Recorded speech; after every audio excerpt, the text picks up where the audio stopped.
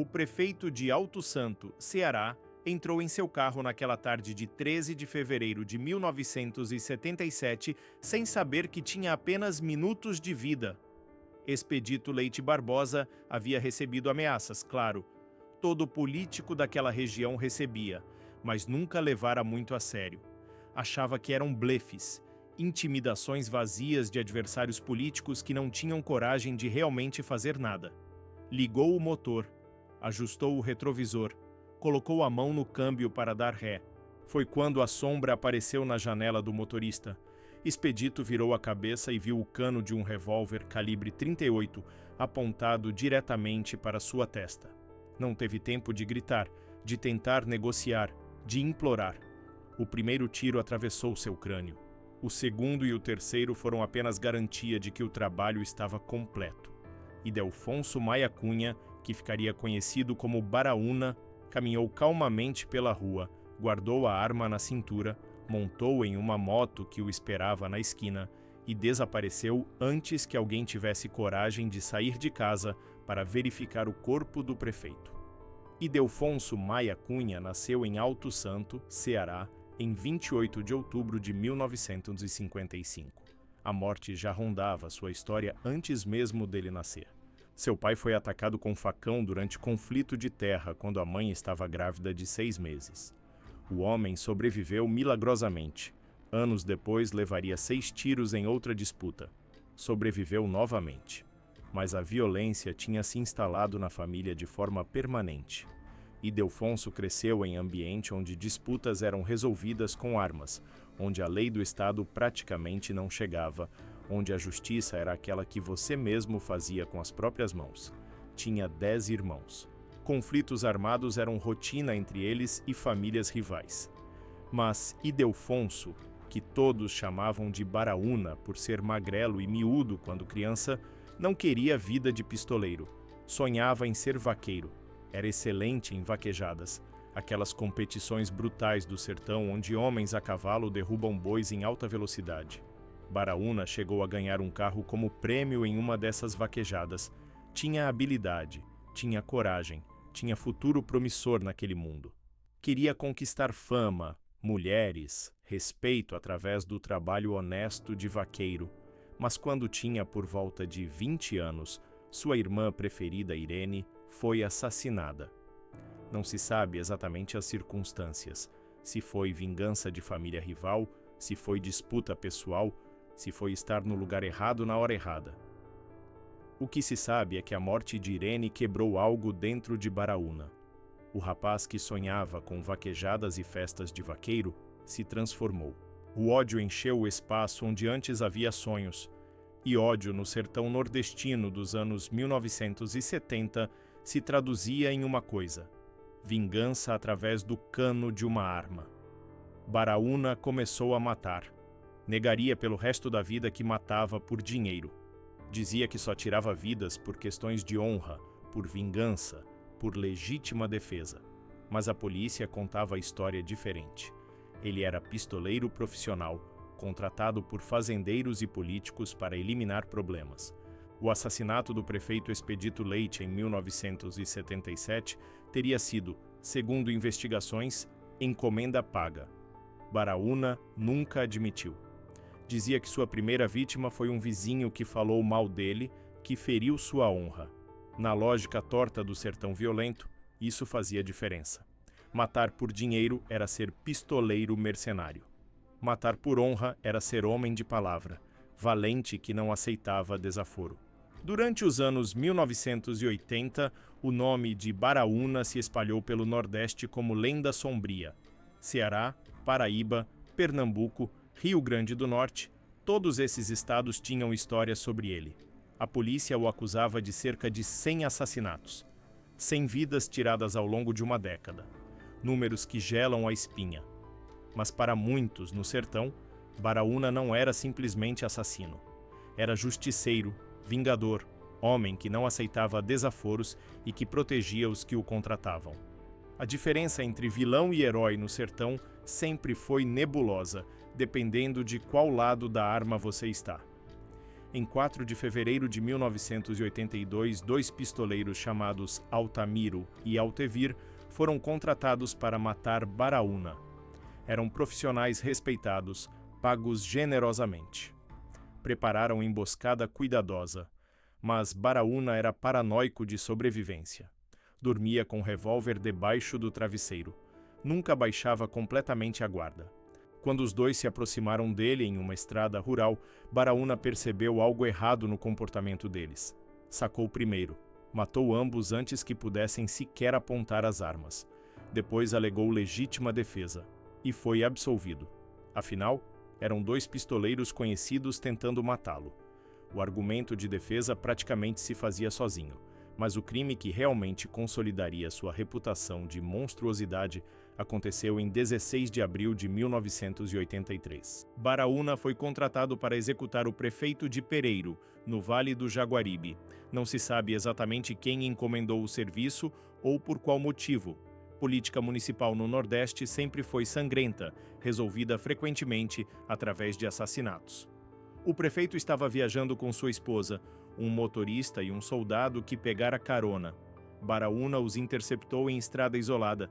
Poderia ter matado apenas o prefeito, que era o alvo, mas não deixou testemunhas. Executou os 4.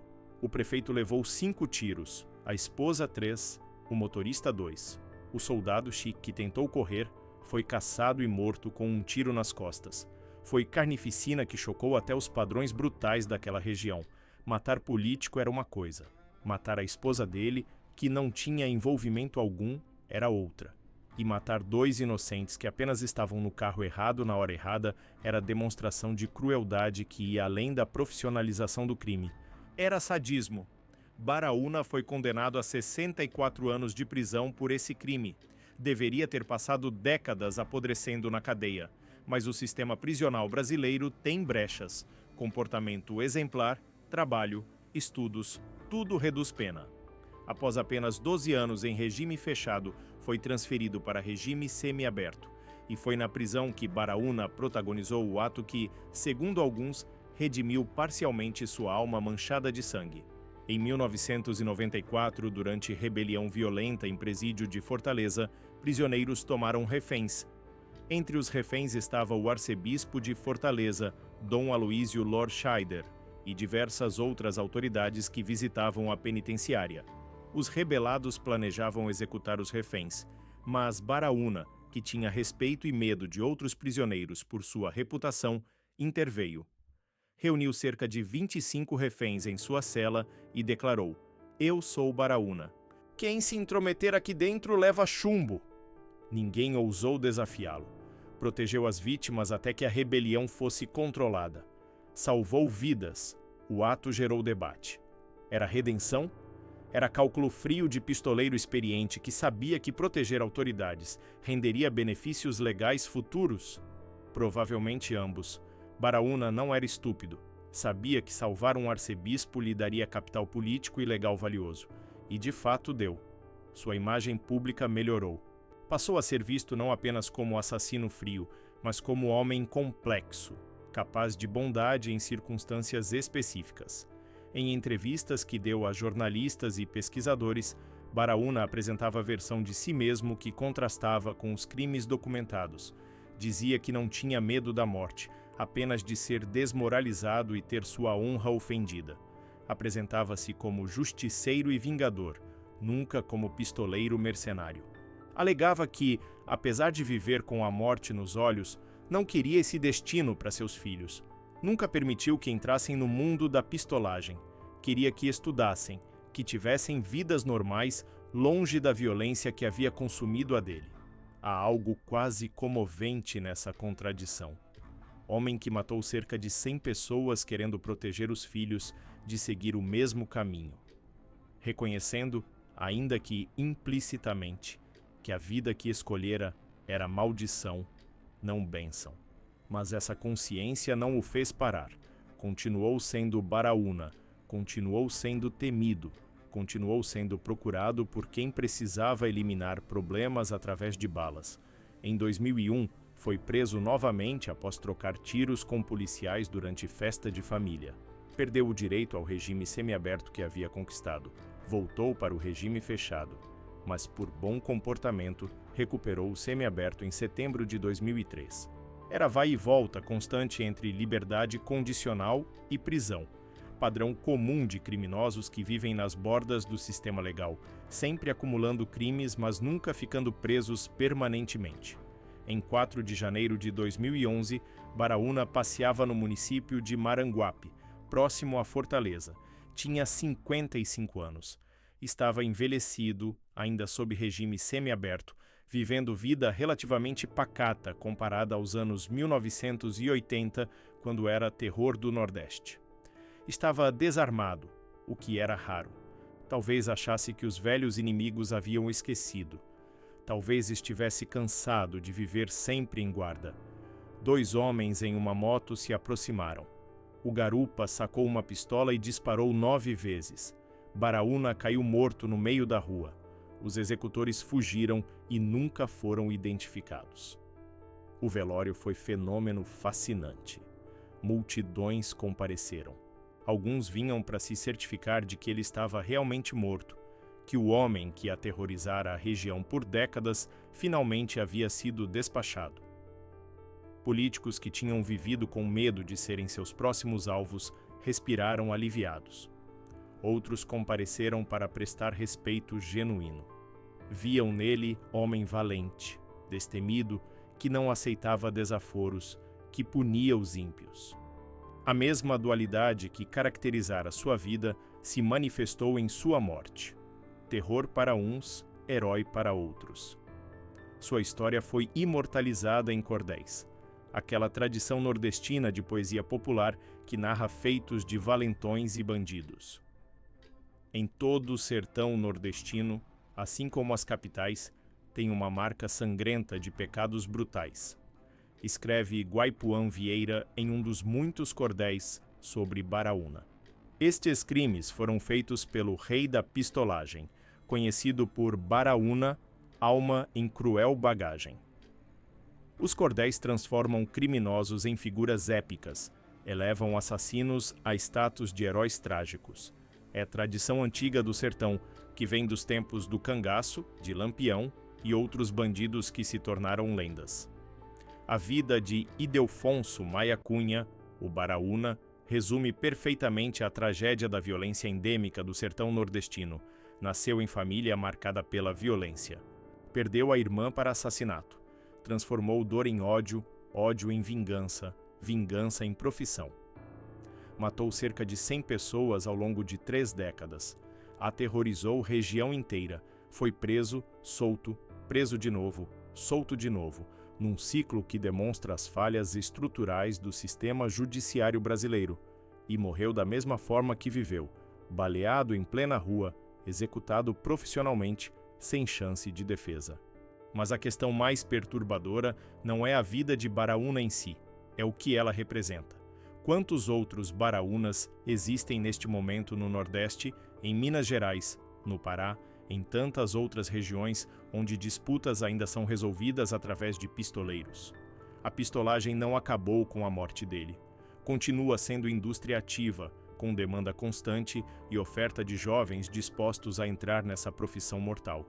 E continua também a dualidade moral que cerca essas figuras. Para alguns, pistoleiros são simplesmente assassinos mercenários que devem ser presos e nunca soltos. Para outros, especialmente no sertão onde o Estado historicamente falhou em garantir justiça ou segurança, pistoleiros são justiceiros necessários. Homens que fazem o trabalho sujo que precisa ser feito em sociedade onde a lei oficial não funciona. Essa dualidade não é acidente. É reflexo de falência estatal em regiões inteiras do Brasil.